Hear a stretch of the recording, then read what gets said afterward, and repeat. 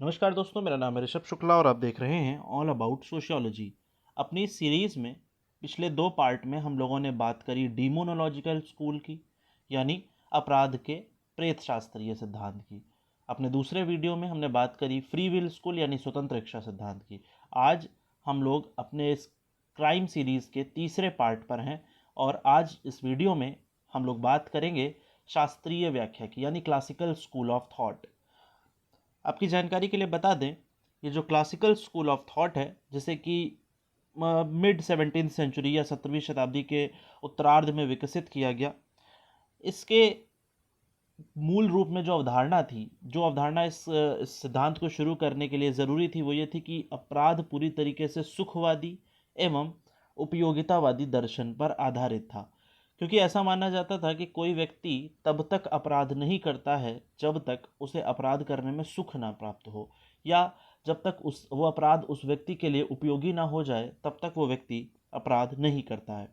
इसमें दो बड़े नाम आते हैं जिन्हें शॉर्ट फॉर्म में तो हम बैंथम और बेकेरिया कहते हैं, लेकिन यहाँ पर उनके पूरे नाम लिखे हुए हैं। पहला नाम है जिसका सीजर बेकेरिया, इनकी किताब आती है जिसका नाम है ऑन क्राइम्स एंड पनिशमेंट्स। दूसरा नाम है जेरेमी बैंथम, जिन्होंने कि पेनोप्टिकॉन का आविष्कार किया या पेनोप्टिकॉन का जिक्र किया। पेनोप्टिकॉन क्या होता है, थोड़ा सा आपको हम बता दें। पेनोप्टिकॉन एक ऐसा जगह है जहाँ पर एक जगह बैठने से पूरे महल के बारे में या फिर पूरे संरचना पर नज़र रखी जा सकती थी। आपने देखा होगा कि एक कोठरी ये है, एक कमरा है और उस कमरे में लगातार ऐसे दरवाजे हैं, एक के बाद दूसरे के बाद तीसरा चौथा पांचवा, और एक दरवाजे से बैठ करके ही आप उन सारे कमरों पर बराबर नज़र रख सकते हैं।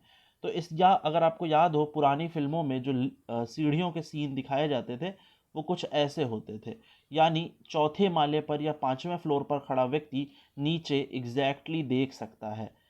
तो इसे ही हम पैनोप्टिकॉन कहते हैं सरल भाषा में, जैसे कि प्रायः उस समय कैदियों की निगरानी करने के लिए बनाया गया होगा। तो बैंथम और बेकेरिया ये दो प्रमुख विचारक इस सिद्धांत के साथ जुड़े हुए हैं, शास्त्रीय व्याख्या के साथ, जिनका सुखवादी दर्शन पर अच्छा काम है। इस सिद्धांत की कुछ प्रमुख मान्यताएं थीं कि कोई भी व्यक्ति जो अपराध करता है वो पूरी तरीके से अपने सुख के लिए अपराध करता है, क्योंकि मनुष्य किसी भी काम को करने के लिए स्वतंत्र है। यानी अगर किसी व्यक्ति ने अपराध किया है, दैट मीन्स उसने उसको चुना है, उसने उसको सेलेक्ट किया है, उसके चयन पर आधारित है। क्योंकि बिना चयन के तो कोई व्यक्ति काम नहीं करेगा। मनुष्य कार्य करने और अपने उस कार्य को चुनने के लिए पूरी तरीके से स्वतंत्र है। ये जो भी व्यक्ति अपराध को करता है, इसके लिए एक शब्द को इस्तेमाल किया जाता है जिसे हेडोनिस्ट कहते हैं। हेडोनिस्ट का मतलब जो लिटरल मीनिंग है, that is who seeks pleasure and avoid pain, यानी जो सुख प्राप्त करना चाहता है और दर्द नहीं चाहता। आपने देखा होगा बहुत सारी ऐसी मूवीज़ बनती हैं, चाहे एक मूवी आई थी अभी कुछ समय पहले एक विलन नाम से, जिसमें कि एक रितेश देशमुख ने किरदार प्ले किया था और वो अपराध करते थे। उसके बाद एक मूवी आई, आपको याद होगा, मलंग नाम से, जिसमें आदित्य राय कपूर और एक बड़ी स्टार कास्ट थी। और उसमें एक डायलॉग बहुत ज़्यादा वायरल हुआ कि क्राइम करना मेरा मज़ा है, क्राइम करना मेरा नशा है, क्राइम करना मुझे अच्छा लगता है। यानी जब वो क्राइम कर रहा है तो उसे अच्छा फील हो रहा है।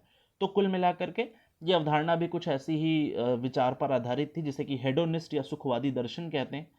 ये सिद्धांत ऐसा मानता है कि दंड की मात्रा कम होती है और अपराध से मिलने वाला सुख ज़्यादा होता है। इस वजह से व्यक्ति अपराध करता है।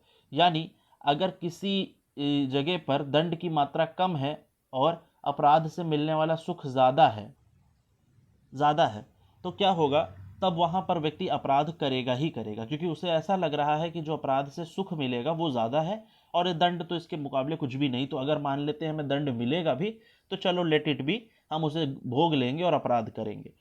ये इसमें जो दूसरी एक इम्पॉर्टेंट बात आती है वो ये है कि ये सिद्धांत प्लीजर पेन इक्वेशन या प्लेजर पेन इक्वेशन पे चलता है। ये प्लेजर पेन इक्वेशन क्या है, जिसे हम सुख पीड़ा समीकरण कहते हैं। सुख पीड़ा समीकरण यानी सुख और सुख के बदले में मिलने वाली पीड़ा, इन दोनों के आधार पर ही कोई भी व्यक्ति अपराध करता है। इस सिद्धांत ने यह वकालत करी कि किसी भी अपराध का दंड पूर्व निर्धारित, पूर्व नियोजित होना चाहिए।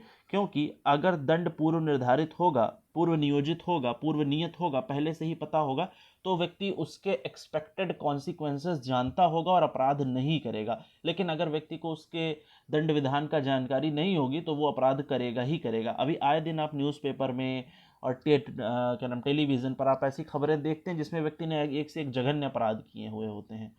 तो ये इसीलिए हो रहा है क्योंकि उसमें उस अपराध के बदले जो सुख प्राप्त कर रहा है वो कहीं ज़्यादा है, या ऐसा उसे लगता है। तो बेंथम और बेकेरिया का मानना था कि अगर अपराध का दंड पूर्व नियोजित होगा तो शायद व्यक्ति अपराध नहीं करेगा, और ये दंड पूरी तरीके से प्लेजर पेन इक्वेशन पर ही आधारित होना चाहिए। बेंथम और बेकेरिया ने एक बड़ी बात जो उस समय पर करी, क्योंकि जो पहले के दो सिद्धांत हमने पढ़े, फ्री विल और डेमोनोलॉजिकल, वो ऐसा मानकर चलते हैं कि जो अपराध है वो व्यक्ति नहीं कर रहा है बल्कि उसके भीतर का दैत्य कर रहा है, या उसके भीतर की जो बुरी आत्मा है वो कर रही है, तो वो उसके शरीर को दंड दे रहे थे। लेकिन यहाँ पर जो बहुत बड़ा एक चेंज आया जो कि आपको समझना चाहिए वो ये कि बेंथम और बेकेरिया ने कहा कि शारीरिक दंड जरूरी नहीं है बल्कि व्यक्ति के कारावास देना चाहिए, और हमें व्यक्ति को सुधारने पर बल देना चाहिए। अगर हम उसके शरीर को दंड दे भी दें, उसको मार पीट करके उसको किसी तरीके से सजा देके, तो उसे सुधारा नहीं जा सकता। तो एक ये बहुत बड़ा पॉइंट यहाँ पर आया, और पहली बार यहाँ पर हमें देखने को मिलता है कि दंड विधान धीरे धीरे विकसित होने की परंपरा में आने लगे।